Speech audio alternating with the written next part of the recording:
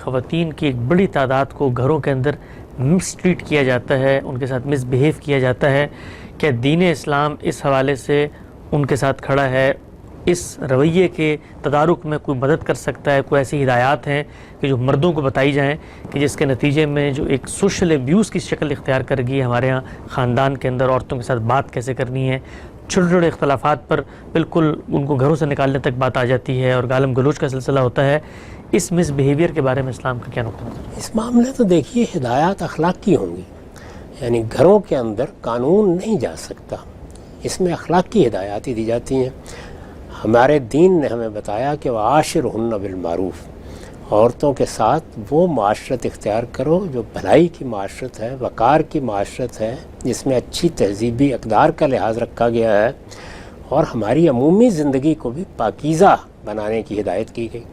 جس دین میں تزکیے کو مقصود قرار دیا گیا ہے، یعنی اخلاق کی پاکیزگی، سیرت کی پاکیزگی، کردار کی پاکیزگی، اس میں تو بات بھی اگر مجھے کرنی ہے تو قولوا للناس حسنا ہی کے اصول پر ہوگی، قول سدید ہوگا۔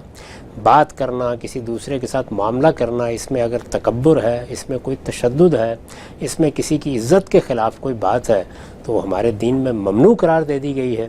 اسی طرح سے باہمی تعلقات کے بارے میں جو ہدایات سورہ حجرات میں دی گئی ہیں وہ مجھے بتاتی ہیں کہ مجھے ایک مسلمان عورت یا مرد کے ساتھ کیا رویہ اختیار کرنا ہے۔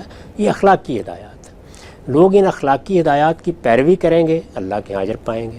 پیغمبر صلی اللہ علیہ وسلم نے انہی کو سامنے رکھ کر یہ فرمایا کہ تمہارا اصلی امتحان خاندان میں ہوتا ہے، بیویوں کے معاملے میں ہوتا ہے، بچوں کے معاملے میں ہوتا ہے، اور یہ فرمایا کہ آدمی اگر اچھے اخلاق کا حامل ہے تو اس کا سب سے بڑا اظہار اس کے اہل و عیال میں ہونا چاہیے۔ یہی وہ چیز ہے جو قیامت میں بھی اس کے لیے کامیابی کا ذریعہ بنے گی۔ سب سے پہلے انہی کے بارے میں سوال بھی ہونا ہے۔ جب ہمارے ذمے کچھ لوگوں کو دیا گیا ہے، وہ بچے ہوں، وہ اولاد ہو، اعزاء اقربا ہوں، ان کے حقوق کا خیال رکھنا، ان کی عزت نفس کا خیال رکھنا، یہ چیز ہمارے دین میں تطہیر اخلاق کا تقاضا ہے۔